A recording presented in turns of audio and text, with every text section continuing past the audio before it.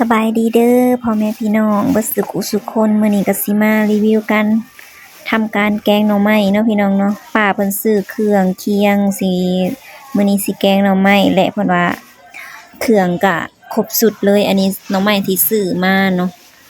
ก็สิบ่หลายปานใดเนาะพี่น้องประมาณ3-4หน่อแล้วสะฮงก็สิมาทำการแกะเนาะพี่น้องเนาะยากก็บ่ฮู้ว่าสิได้หลายปานใดก็บ่ฮู้เนาะก็แกะๆไปก่อนเนาะ ส่วนหลายหน่อไม้ก็บ่ค่อยกินดอกแต่ก็สิกินเครื่องเคียงหลายกว่าเนาะพี่น้อง ส่วนผสมแบบว่าเป็นเห็ดบ่มักอื้อมักบวบเนาะอันนี้คือเมนูที่สะพงมักที่สุดเนาะพี่น้องก็คือแกงหน่อไม้เนาะอย่างอื่นนี่เป็นศีลเป็นไข่นี่ก็กินอยู่กับบ่ปานใดเนาะส่วนหลายก็สิกินแกงหน่อไม้นี่แหละมักแห้งพี่น้อง หลายๆคนก็ว่าอย่ากินหลายก็บ่ดีเด้อมันบ่มีอันวิตามินเนาะแม่นอยู่แต่ว่านี่เพราะอันนี้ก็คือแกงแกะแล้วเนาะต่อมาก็สิมาแกะหมากอื้อเนาะพี่น้องมาเฮ็ดเป็นชิ้นเป็นตอนสิเอาไปเฮ็ดส่วนผสมเครื่องเคียงเนาะอันนี้คืออันป้าเพิ่นไปหักมาตั้งแต่กอใหม่ๆเลยนี่นะอยู่ในเรือนนี่ก็สิมีกอหน่อไม้เนาะป้าเพิ่นปลูกไว้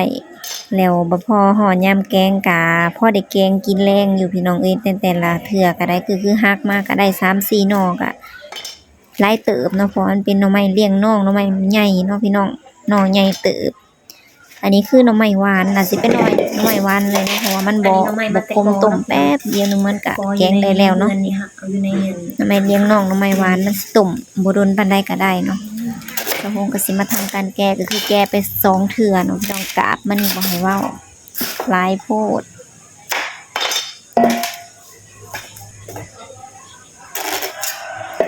ใครแต่มันเป็นหน่อใหญ่แล้วมันแกะง่าย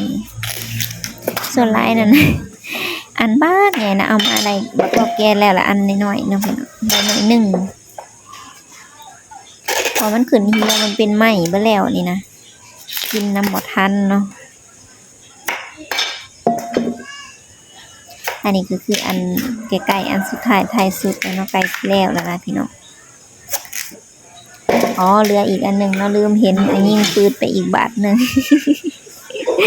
เอาแต่สิเป็นอันนี้ก็จนได้พันเอาเนาะมีดก็จะสิหักย้อนความว่ามันอันไม่มันแก่แล้วเนาะ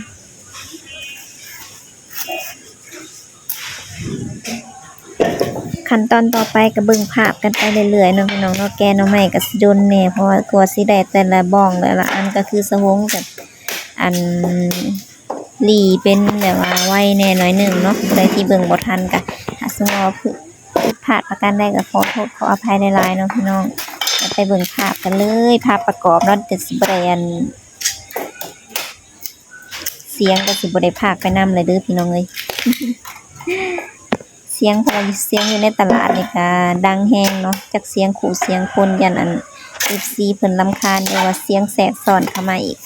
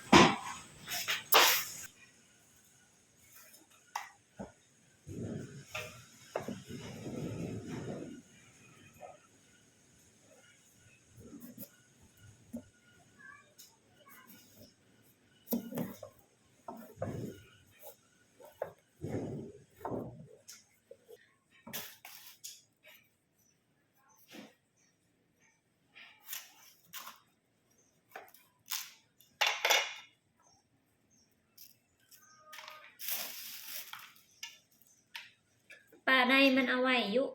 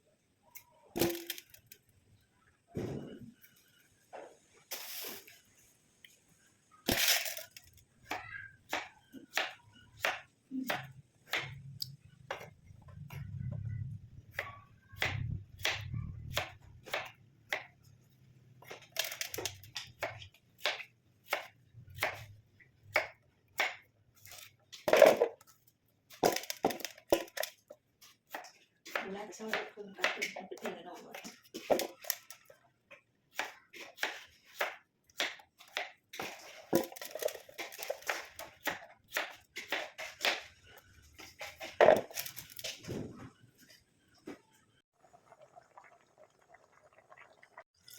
มีผักขะแยงอ่อนๆผักขะแยงน้อย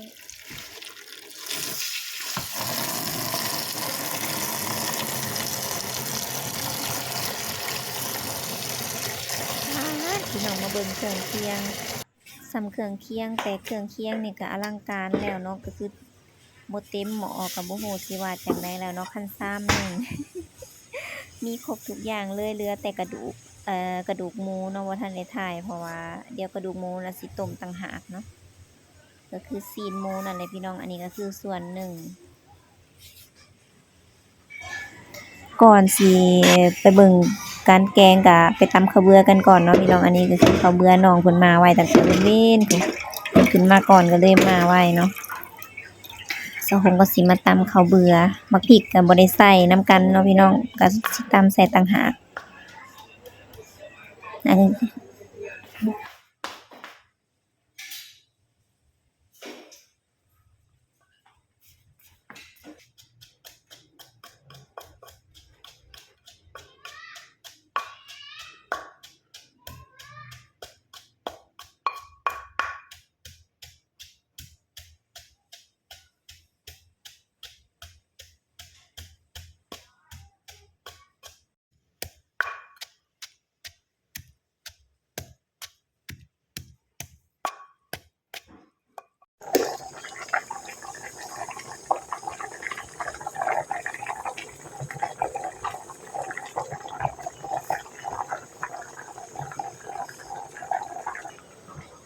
ันนี้นำข้าวเบื่อเนาะตำแล้ว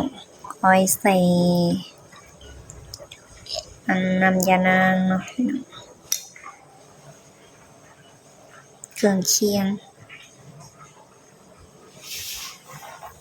เดี๋ยวถ้าเบิ่งตอนสุกกันเลยเนาะตอนนี้ก็แกงสุกแล้วเด้อพี่น้องเป็นตาแซ่บบ่ ก็จะนี่ใช่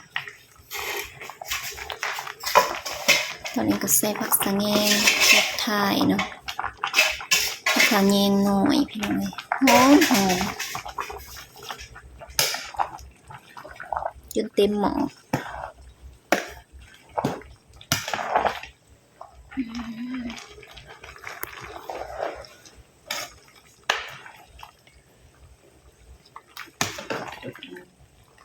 ใส่กระดูกหมูใส่ทุกอย่างเลย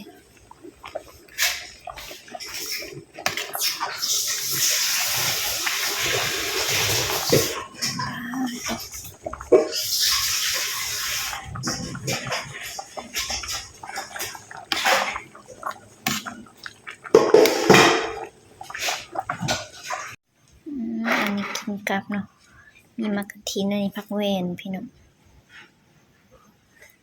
แล้วมาเด้อกินนำกัน